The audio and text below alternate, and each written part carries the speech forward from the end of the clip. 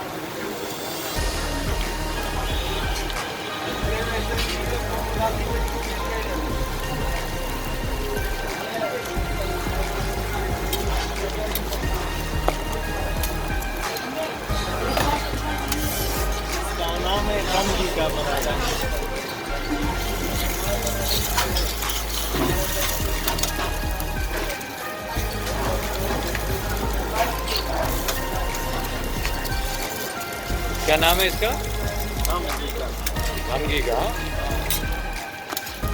हमगी का पराठा।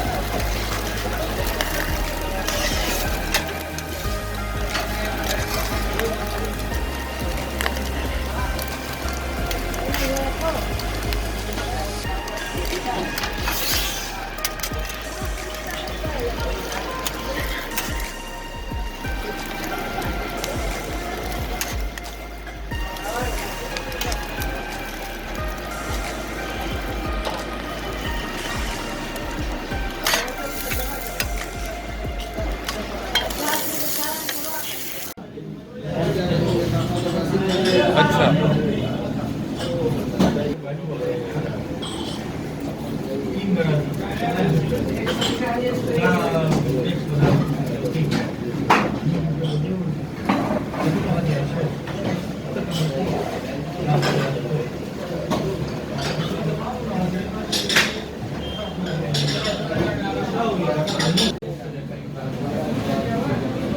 ये था हमारा